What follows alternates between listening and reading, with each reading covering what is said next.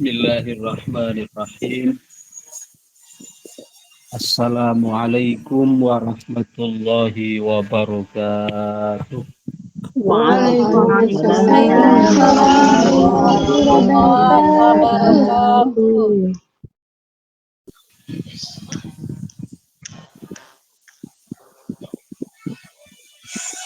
Alhamdulillah.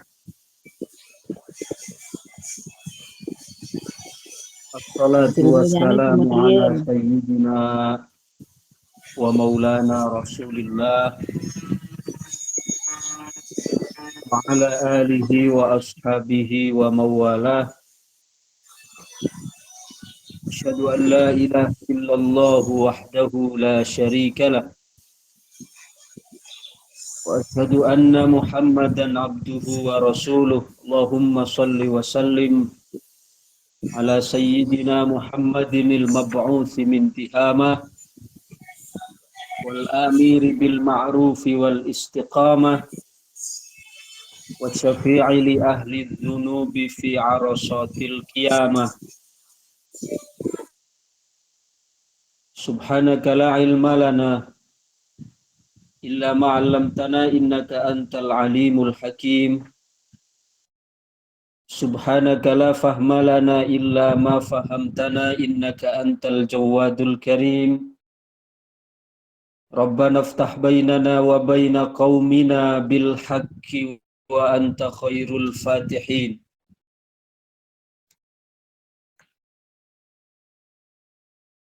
Alhamdulillah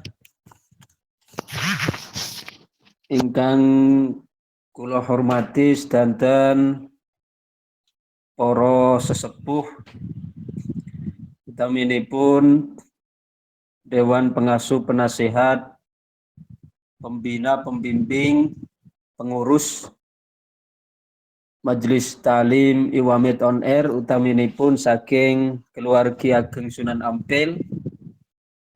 Mugi-mugi kita sami sesarengan senantiasa dipun paringi kesehatan, dipun paringi keistiqomahan, dipun paringi keberkahan kalian Gusti Allah Subhanahu wa taala. Amin amin ya rabbal alamin. Shalawat mugi-mugi tetap senantiasa tercurah limpahkan dumateng junjungan kita sami Nabi Agung Muhammad sallallahu alaihi wasallam ingkang sampun membimbing, sampun nuduhaken kita sami ing dalem dalan ingkang dipun ridani kalian Gusti Allah Subhanahu wa taala, ingkang sampun dawuh ad-dinu an-nasihah, agama niku adalah nasihat. Kanjeng Nabi dalam suatu kesempatan beliau menjelaskan agama dalam satu kalimat. Beliau menjelaskan agama dalam satu kata, ad-dinu an-nasihah. Agama itu adalah nasihat. Lalu para sahabat bertanya kepada Kanjeng Nabi, liman ya Rasulullah, nasihat niku kagem sinten?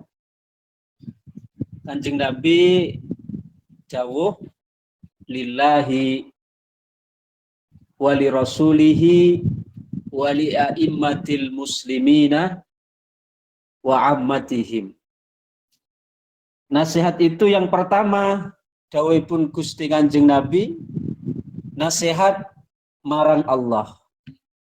Apa yang dimaksud nasihat untuk Allah? Nasihat untuk Allah niku bermakna kita sami menawi maringaken nasihat dumateng tiang lintu, nggih, niku mesti nasihat ingkang kita aturaken nuduhaken dumateng Allah. Niku ingkang dipun karepaken saking nasihat marang Allah. Bukan berarti Allah membutuhkan nasihat kita, mboten. Tapi bermaksud nasihat yang membimbing, yang menunjukkan kepada Allah Subhanahu wa taala. Maka karena kita sebagai manusia yang memiliki kecenderungan untuk melakukan dosa, potensi untuk ngelampai dosa niku luwih ageng tinimbang ngelampai taat. Mongko kita sami senantiasa perlu dumateng nasihat. Perlu dumateng nasihat. Tiang-tiang ageng menawi kita sami mirsaning dalam sejarah niku mesti enten tiang ingkang nuduhaken, taruhlah sebagai penasehat. Harun ar-Rasyid misalnya, salah satu khalifah dari dinasti Abbasiyah. Harun ar-Rasyid itu pernah suatu ketika beliau yang melatar belakangi kehidupan beliau menjadi khalifah yang bijaksana, menjadi khalifah yang alim, menjadi khalifah ingkang peduli dumateng rakyatipun. Karena di belakang beliau ada beberapa orang-orang yang senantiasa memberi masukan. Enten tiang secara khusus maringi masukan, maringi saran-saran, maringi nasihat. Abu Nuwas, Abu Nuwas atau yang lebih dikenal dengan sebutan Abu Nawas. Jadi sosok Abu Nawas itu adalah bukan hanya sosok yang seperti diberitakan atau yang senantiasa kita dengar atau kita sering baca dalam cerita-cerita komedinya, boten. Memang Abu Nawas terkenal sebagai orang yang cerdas, yang cerdik, yang memiliki otak yang licin. Akan tetapi di balik semua kekocakan, di balik semua keunikan, kelucuan dari Abu Nawas itu menyimpan nilai-nilai, menyimpan kebijaksanaan yang bahkan beliau senantiasa memberi masukan kepada raja.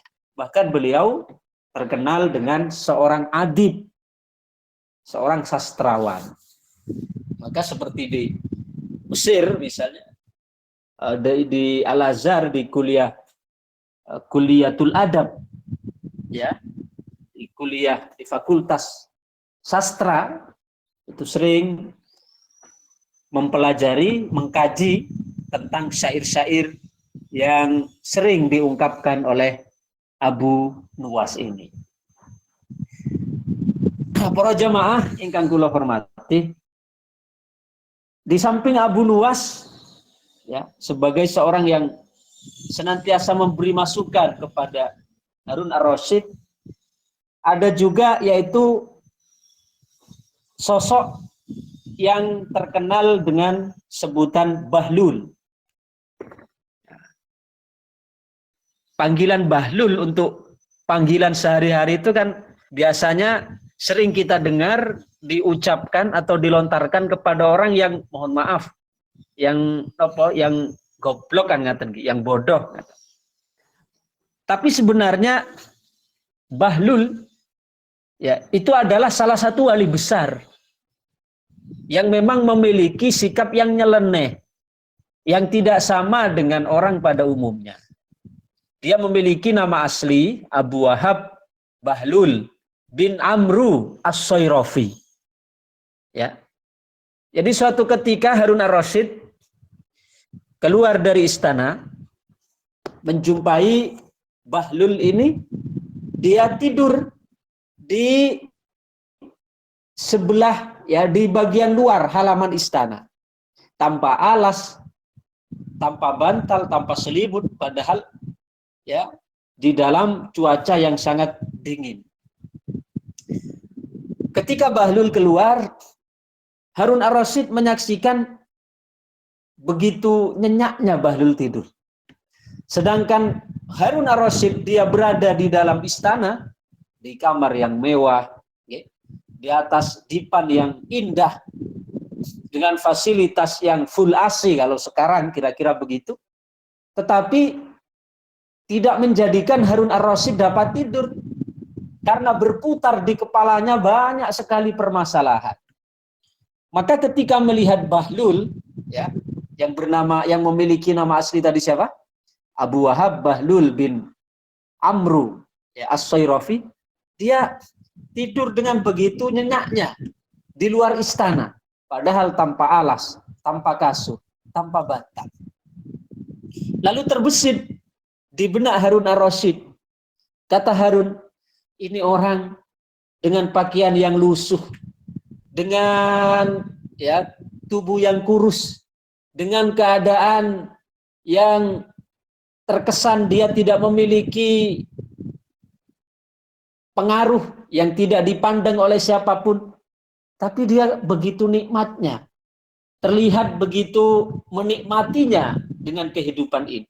Sedangkan saya dengan fasilitas yang super, ya, super lengkap, super mewah, ada di dalam istana, tapi tidak dapat menikmati seperti apa yang dia nikmati. Lalu ketika Bahlul bangun, ya, Harun ar-Rasyid bertanya kepada Bahlul, wahai Bahlul, apa ya gerangan yang menjadikan engkau tidur dengan begitu pulas? Ya, padahal dengan alas yang tidak, ya, yang tidak mewah, memang langsung beralaskan tanah, kemudian tidak ada selimut, tidak ada bantal. Tetapi apa yang menjadikan kamu tidurnya begitu nyenyak? Ya. Maka Bahlul menjawab, wahai raja, ya, kalau saja Anda dengan segala kemewahan yang Anda miliki, tapi engkau tidak dapat menikmati, ya, bahkan engkau di dalam fasilitas mewah, saya di luar tidak ada fasilitas apapun, tapi nyenyaknya di dalam istirahat atau ketika istirahat, tidurmu masih kalah dengan tidurku. Lalu apa makna dari dunia yang engkau miliki? Artinya si Bahlul ini sudah ingin memberikan satu pemahaman kepada, nasihat kepada Harun ar-Rasyid. Di lain kesempatan, Bahlul ini memberi satu nasihat kepada Harun ar-Rasyid lagi. Ini pentingnya nasihat ini. Kita sebagai manusia butuh nasihat, karena kecenderungan untuk melakukan dosa, melakukan maksiat itu lebih besar dibandingkan untuk melakukan taat. Suatu ketika Bahlul menyampaikan nasihat lagi kepada Harun ar-Rasyid. Kata Bahlul, wahai Harun, ketahuilah bahwasanya seluruh kekuasaanmu, seluruh harta kekayaanmu itu hanya senilai seteguk air dan setetes air kencing. Hanya senilai seteguk air dengan setetes air kencing. Harun ar-Rasyid awalnya dia belum menerima dengan apa yang diucapkan oleh Bahlul. Sebenarnya Bahlul bukan menasihati begitu, bukan karena iri, bukan karena ada kepentingan, tapi karena ingin menyelamatkan, ya, yang berangkat dari ketulusan hati, supaya Harun ar-Rasyid memiliki self control di dalam memegang kekuasaan, di dalam memegang kekayaan, supaya tidak terpedaya oleh gemerlap kehidupan dunia. Tapi Harun ar-Rasyid tidak langsung menerima dengan apa yang diungkapkan oleh Bahlul tadi.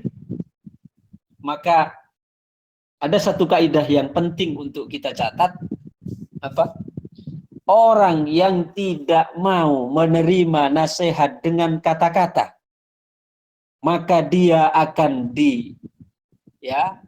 disadarkan dengan peristiwa. Ulangi, nggih. Orang yang tidak mau untuk menerima nasihat lewat kata-kata, maka bersiaplah untuk mendapatkan nasihat dari peristiwa. Gitu. Sama dengan kita dalam kehidupan sehari-hari ini.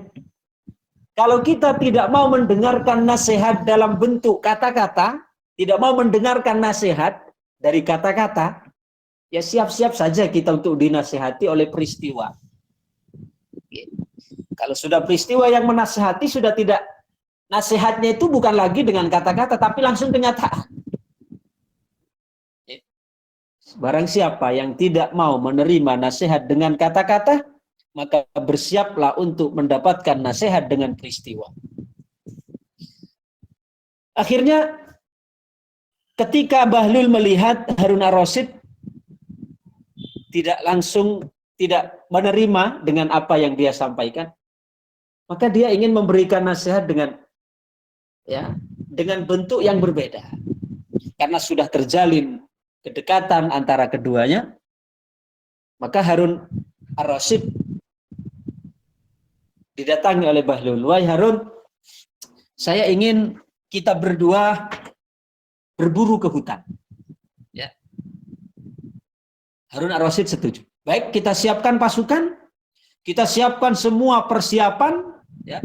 Kita siapkan semua perbekalan. Tapi apa kata Bahlul? Wahai Harun, saya kira untuk perburuan kali ini kita tidak usah bawa pengawal. Loh, saya kan seorang raja. Bagaimana seorang raja itu kemana-mana selalu dikawal demi keselamatan. Tapi kata Bahlul, tidak perlu untuk saat ini, cukuplah aku sebagai pengawalmu. Baik, kata Harun ar-Rasyid, tapi saya juga butuh orang untuk membantu membawa perlengkapan selama dalam perjalanan. Akomodasinya, bagian bawa makanan, ya, peralatan-peralatan. Tapi lagi-lagi disanggah oleh Bahlul, wahai Harun, untuk kali ini cukuplah saya yang akan membawa perlengkapan. Akhirnya berangkat, ya. Semua perbekalan dibawa Bahlul. Dalam perburuan itu, setelah hampir 1 hari, mulailah terasa haus. Harun ar-Rasyid segera minta kepada Bahlul supaya dikasih air. Kan semua perlengkapan, ya, air, makanan, obat-obatan, semua di Bahlul. Kata Harun, wahai Bahlul, berikanlah air kepadaku, karena aku sudah sangat, ya, dahaga sekali. Kata Bahlul apa? Wahai Harun, saya tidak akan memberikan air ini sampai engkau mau untuk menyerahkan separuh dari kekayaanmu, separuh dari kerajaanmu. Kalau engkau nanti berjanji kepadaku untuk menyerahkan separuh dari kerajaanmu, separuh dari kekayaanmu, baru aku akan menyerahkan air ini kepadamu. Karena sudah dalam keadaan yang kehausan, ya, maka Bahlul sepakat dengan persyaratan itu, dia menyerahkan separuh dari kerajaan, dari kekayaan Harun ar-Rasyid. Ya, sebenarnya bukan karena Bahlul ingin kaya, enggak, cuma ingin mengetes saja. Okay? Namun ngetes mawon. Berjalan lagi, Bahlul berdoa kepada Allah. Dia adalah seorang soleh, seorang yang dekat dengan Allah. Doanya mustajabah. Ujian berikutnya Bahlul berdoa pada Allah, ya Allah, air yang baru saja diminum oleh Bahlul, engkau tahan di dalam perutnya, ya, jangan engkau keluarkan, ya Allah. Artinya Bahlul mohon kepada Allah supaya Bahlul ditahan air kencingnya. Ya, orang habis minum banyak kan, ya, nalurinya, instingnya dia ingin kan kencing, ingin pipis. Tapi pada saat Harun ar-Rasyid hendak pipis, ternyata tidak dapat mengeluarkan, ya, rasa sakit yang luar biasa yang dia rasakan, ya.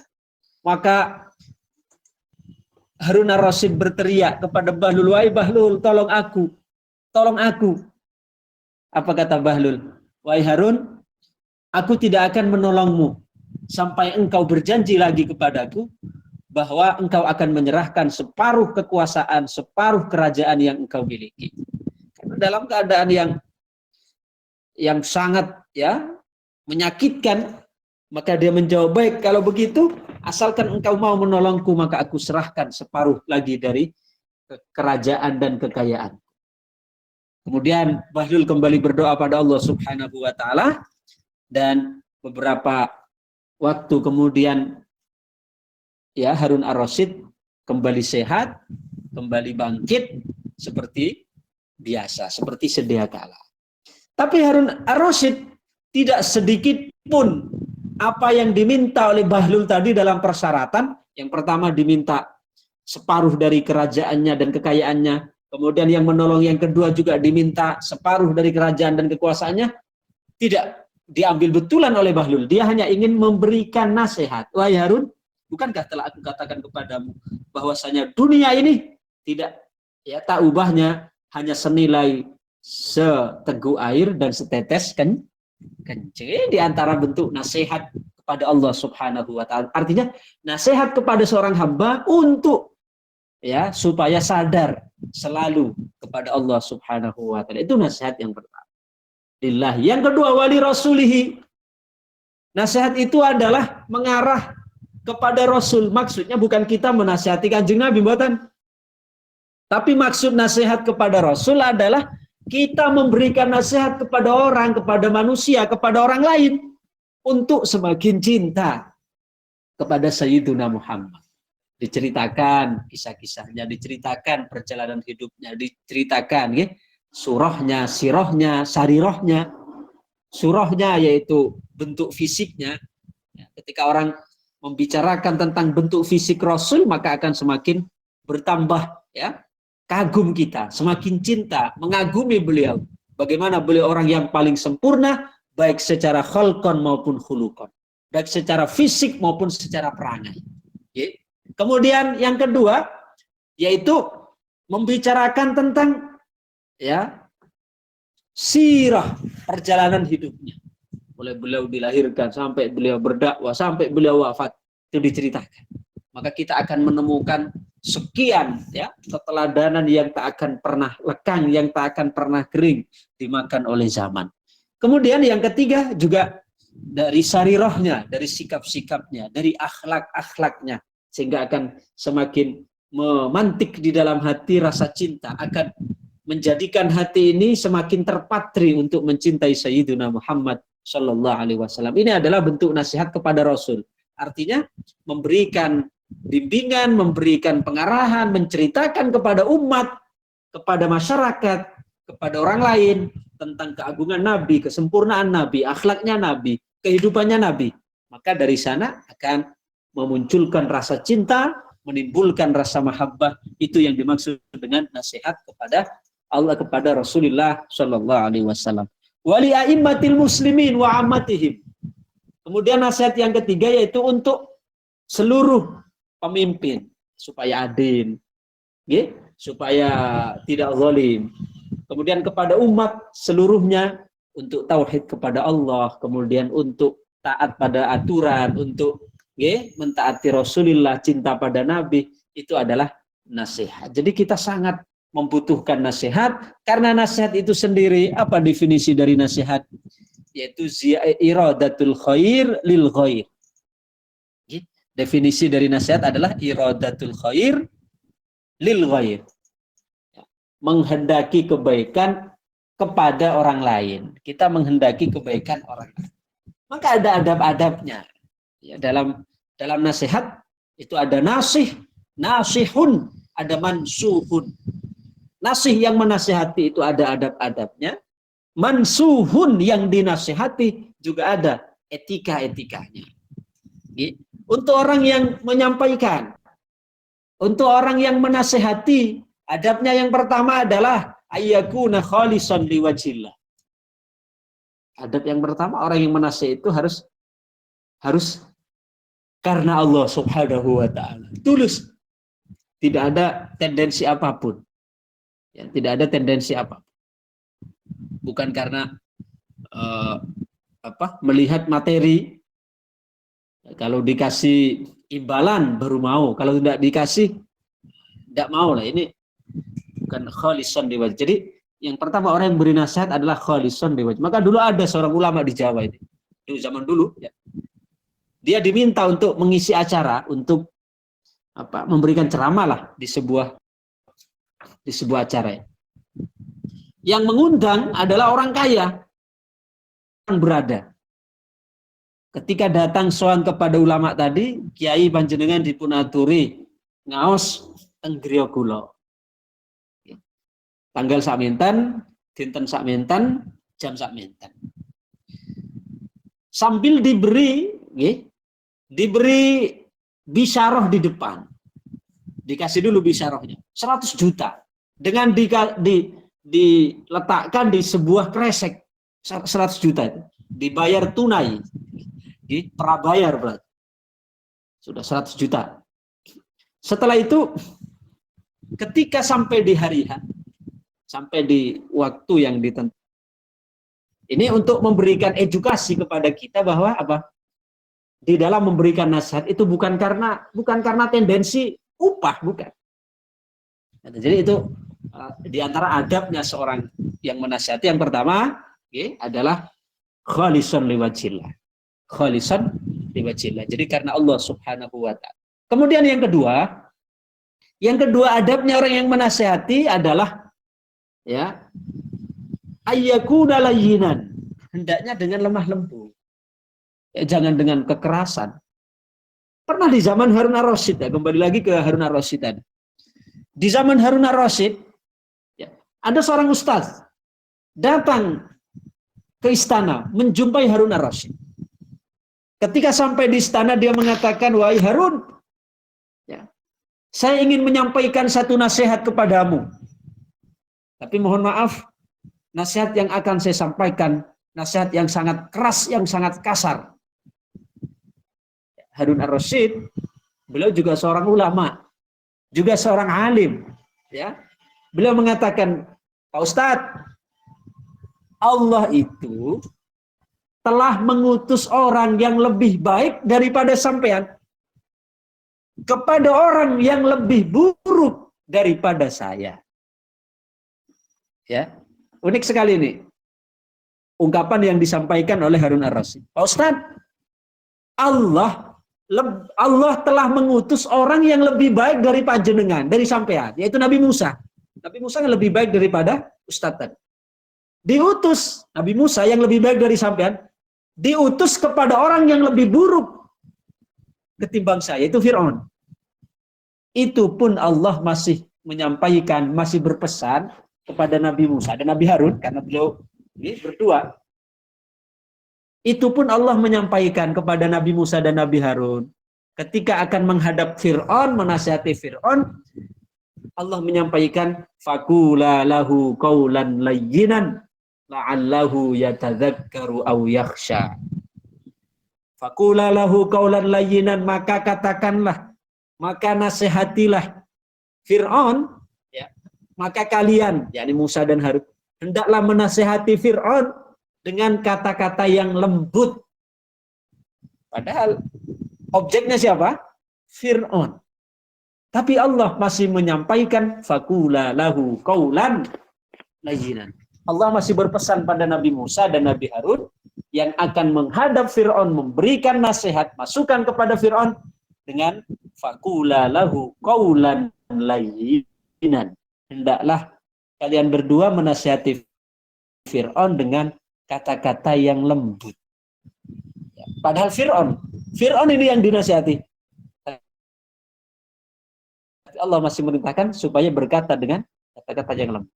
Allah saja telah mengutus orang yang lebih baik dari sampean, yaitu Nabi Musa, kepada orang yang lebih buruk daripada saya, itu Fir'aun. Itu pun Allah mengatakan, berkatalah kalian berdua kepada Fir'aun dengan nasihat yang lembut. Lalu sampean siapa kok sampean akan berkata kasar kepada saya? Apakah sampean lebih baik daripada Nabi Musa dan saya lebih buruk daripada Fir'aun? Ini artinya nasihat itu hendaknya disampaikan dengan api, disampaikan dikemas dengan mudah, disampaikan dikemas dengan santun, supaya pesan yang disampaikan itu mengena. Karena walaupun nasihatnya benar, tapi kalau dikemas tidak ya, tidak apik, artinya dikemas dengan kekerasan, dikemas dengan tindakan kasar, itu malah pesannya tidak sampai. Ya, pesannya tidak sampai. Ya, seperti yang disampaikan oleh Kanjeng Sunan Ampel, prinsipnya luar biasa. Beliau mengatakan apa? Kena iwae ora butek banyune. Kena iwae ora butek banyune. Artinya ikannya didapat, airnya tidak keruh. Ini metode dakwah yang luar biasa. Ikannya didapat tapi airnya tidak keruh. Tanpa merusak suasana. Itu diantara adab dari orang yang menyampaikan nasihat. Yang kedua, adab dari orang yang menerima nasihat juga ada adabnya. Yang pertama, dari adabnya orang yang menerima nasihat, satu, berterima kasih kepada orang yang menyampaikan. Ya, berterima kasih. Bukan justru membenci. Jika justru membenci, karena tidaklah orang memberi nasihat kecuali orang tersebut cinta. Tidaklah orang memberi nasihat kecuali orang itu mencintai. Tidaklah orang menasihati kita kecuali orang itu mencintai kita. Maka harusnya kita berterima kasih. Walaupun terkadang kita tersinggung misalnya. Nasihat sudah disampaikan dengan lembut, tapi kita tersinggung. Adanya ketersinggungan pada kita, padahal sudah disampaikan secara lembut, itu menunjukkan bahwa ya sudah tepat sasaran apa yang disampaikan. Bukankah taruhlah kita punya luka yang akan merasa perih ketika terkena air, itu hanya orang yang luka. Gitu. Kalau tidak luka ya tidak akan terasa perih. Maka ketika kita sudah tahu perihnya, di situ nanti ada harapan untuk disembuhkan. Jadi yang pertama, hendaknya kita berterima kasih kepada orang yang menyampaikan, yang menasihati. Yang kedua, dari adabnya orang yang menasihati, yang menerima nasihat adalah mengerjakan. Ya, mengerjakan apa yang menjadi nasihat orang yang menasihati.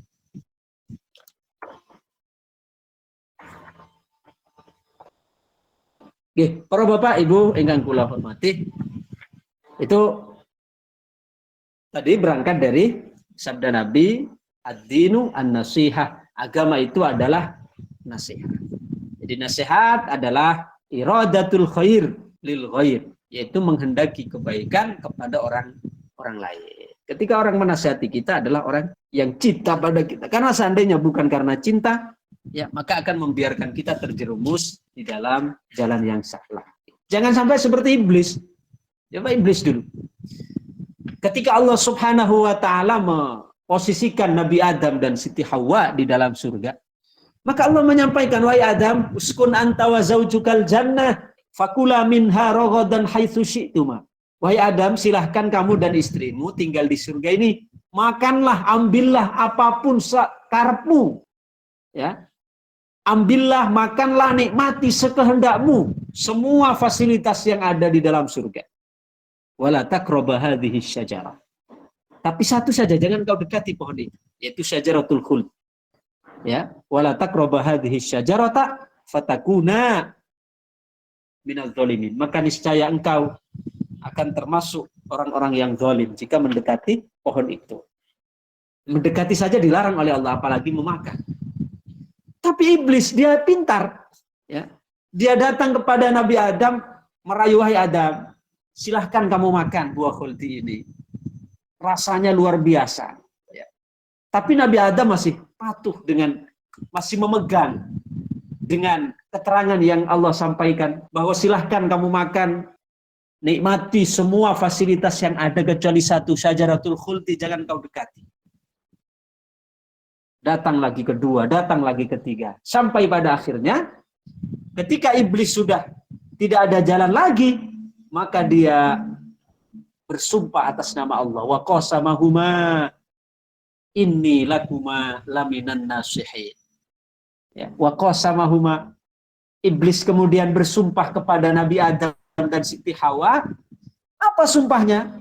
Ya, dia bersumpah membawa nama Allah, billahi inni lakuma laminan nasihin. Saya mengatakan ini hanya karena menasehatimu. Hanya karena bentuk rasa cintaku padamu. Karena khuldi itu artinya apa? Khuldi itu artinya kekal. Ya. Khalidina fiha abada khalidin. Khuldi. Syajaratul khuldi itu artinya pohon kelanggengan. Pohon yang kekal. Tahu enggak kamu, wahai Adam, saya billahi menyampaikan. Jadi dia mulai membawa nama Allah. Saya bersumpah atas nama Allah bahwa Allah kenapa melarang kamu untuk memakan buah khuldi? Karena buah khuldi itu artinya buah kelanggengan. Artinya Allah ingin kamu tidak langgeng di surga, maka kamu tidak boleh makan. Kalau kamu ingin langgeng, maka makanlah buah khuldi itu yang bermakna buah kelanggengan. Sambil dia membawa nama Allah. Maka Nabi Adam, bukan sebenarnya Nabi Adam, beliau berniat untuk melanggar apa yang Allah larang. Bukan. Tapi beliau menjadi korban terhadap iblis yang membawa-bawa nama Allah. Maka dia coba berlagaknya. Dia berperan sebagai orang yang menasihati. Wa qasamahuma inni lakuma laminan nasihin. Demi Allah, aku mengatakan ini hanya sebagai bentuk kasihan kepadamu, sebagai bentuk menasihatimu. Inni lakuma laminan nasihin. Maka Nabi Adam termakan oleh propaganda, atau termakan, beliau terbawa oleh apa yang disampaikan iblis karena dia membawa-bawa nama Allah. Ya. Inilah kuma laminan nasihin. Tapi bukan laminan nasihin sebenarnya, tapi sebagai orang yang membinasakan, menjerumuskan Nabi Adam. Ya, tapi itu bagaimanapun adalah skenario dari Allah Subhanahu wa Ta'ala. Itulah pentingnya kita untuk saling berpesan, saling menasihati. Maka kenapa kita dalam 1 minggu minimal, orang laki-laki terutama, kenapa harus hadir Jumatan? Wajib untuk hadir Jumatan. Karena di hari Jumat itu ada khutbah. Ya, bahkan 2 khutbah itu menjadi rukun dari sholat Jumat. Ya. Kenapa khutbah 2 kali? Karena sebagai pengganti 2 rakaat dari sholat duhur. Sebab itu kan 2 kali. Kemudian di dalamnya wajib untuk berpesan, berwasiat takwa. Kenapa? Karena kecenderungan kita untuk melakukan dosa, untuk melakukan maksiat itu lebih besar daripada kecenderungan kita untuk melakukan taat. Maka oleh Allah Subhanahu wa Ta'ala diwajibkan kita untuk melakukan sholat Jumat dalam 1 kali seminggu. Bahkan Nabi menyampaikan dengan tegas bahwa barang siapa yang 3 kali berturut-turut tidak melakukan sholat Jumat secara sengaja tanpa udzur, maka Allah Subhanahu wa Ta'ala akan menutup hatinya, akan mengecap dia sebagai orang-orang munafik. Itu artinya betapa pentingnya ya kita hadir di majelis Jumatan. Karena apa? Kenapa kok begitu sampai sebegitu besar penekanannya? Karena ya kita butuh nasihat. Butuh nasihat. Ya minimal kalau kita tidak, coba kalau tidak dalam 1 minggu 1 kali saja, lalu apa yang akan mengisi hati kita? Bagaimana gersangnya hati kita? Maka penting majelis-majelis ya kita hadir dalam berbagai majelis, mendengarkan nasihat dan seterusnya. Ini adalah dalam rangka untuk menjaga keseimbangan supaya kita ya potensi kita untuk melakukan maksiat itu bisa ditangani atau minimal bisa dikurangi. Bahkan Allah sampai mengabadikan di dalam Al-Quran, wal asr innal insana lafi khusr. Demi waktu, demi masa, semua manusia, ya, innal insa sungguhnya manusia lafi khusr, sungguh berada dalam kerugian, kecuali yang tidak dirugikan illal ladzina amanu, kecuali orang-orang yang beriman, wa amilus sholihat, dan beramal soleh, wa tawasau bil haq, dan saling berpesan. Saling berpesan, saling menasihati mana? Wa tawasau bil haq, berwasiat, berpesan, menasihati dalam kebenaran, wa tawasau bis sabr, dan menasihati dalam ketakwaan. Ya, dalam apa? Wa tawasau bil haq, wa tawasau bis sabr. Berwasiat dalam kebenaran, berwasiat, berpesan, menasihati dalam kesabaran. Demikian dulu kajian kita atau acara kita pada pagi hari ini. Mudah-mudahan menjadi tambahan ilmu yang bermanfaat, membawa maslahat fid dini wad dunya hattal akhirah. Amin amin ya rabbal alamin. Al-Fatihah. A'udzubillahi minasyaitonirrajim. Bismillahirrahmanirrahim. Alhamdulillahi rabbil alamin. Arrahmanirrahim. Iyyaka na'budu wa iyyaka nasta'in. Shiratal mustaqim, shiratal ladzina an'amta 'alaihim ghairil maghdubi 'alaihim waladdallin. Amin. Ya rabbal alamin. Allahumma shalli wa sallim wa barik ala sayyidina Muhammad wa ala alihi wa sahbihi wa barik wa sallim ajma'in. Alhamdulillahi rabbil alamin. Hamdan yuwafi ni'amahu wa yukafi'u mazidah. Ya Rabbana lakal hamdu kama yanbaghi li jalali wajhika wa 'azimi sultanik. Allahumma sholli salatan tunjina biha min jami'il ahwali wal afat wa taqdi lana biha jami'al hajat wa tutahhiruna biha min jami'is sayyi'at wa tarfa'una biha indaka 'ala darajat wa tuballighuna bi aqsal ghayat min jami'il khairati fil hayati wa ba'dal mamat. Allahumma inna nas'aluka minan ni'mati tamamaha wa minal 'ismati dawamaha wa minar rahmati subhanaha minal 'afiyati husulaha. Ya Allah ya Aziz ya Ghaffar ya Karim ya Sattar ya Wahid ya Qahhar innaka 'ala kulli syai'in qadir. Allahumma inna nas'aluka fa innana nashhadu annaka antallah alladzi la ilaha illa antal wahidul ahad as-samad alladzi lam yalid wa lam yulad wa lam yakul lahu kufuwan ahad. Ya huwa ya man huwa ya man la huwa illahu ya man la ilaha illa ya azaliyu ya abadiyu ya dahriyu ya dayyumiyu ya man huwal hayyul ladzi la yamut ya ilahana wa ilaha kulli syai'in ilahan wahida la ilaha illa anta. Allahumma fatira samawati wal ard alimal ghaibi wasyahada ar-rahman ar-rahim al-hayy al-qayyum at-tayyan al-hannan al-mannan al-ba'its al-warith dzal jalali wal ikram qulubul khalaiqi biyadik nawasihim ilaik wa anta tasra'ul khaira fi qulubihim wa tamhu asy-syarra idza syi'ta minhum fanas'aluka Allahumma an tamhuwa min qulubina kulla syai'in takrahu wa anta suwa qulubana min khasyatik wa ma'rifatika wa rahbatik wa raubata fi ma 'indak wal amna wal afiyah wa atif alaina bir rahmati wal barakati mink wa alhimna shawaba wal hikmah fanas'aluka Allahumma ilmal khaifin wa inabatal mukhbitin wa ikhlasal mukinin wa syukras sabirin wa taubatas siddiqin wa nas'aluka Allahumma binuri wajhika alladhi mala'a arkana arsik an tazra'a fi qalbi ma'rifataka hatta a'rifaka haqqa ma'rifatik kama yanbaghi an tu'rafa bi. Sallallahu ala sayyidina Muhammadin khatamin nabiyyin wa imamil mursalin wa ala alihi wa sahbihi wa sallama taslima walhamdulillahi rabbil alamin. Al-Fatihah.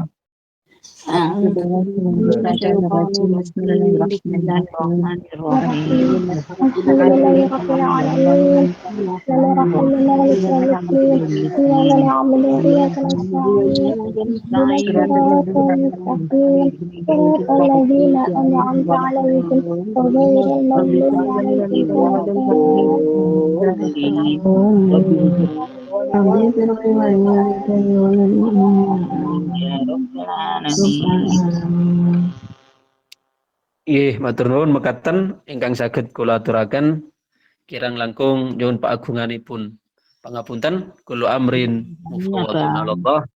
Wassalamualaikum warahmatullahi wabarakatuh.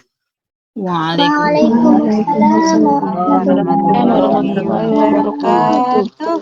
Terbangun ilmunipun apa? Apa? Nggih, sami-sami. Sami-sami.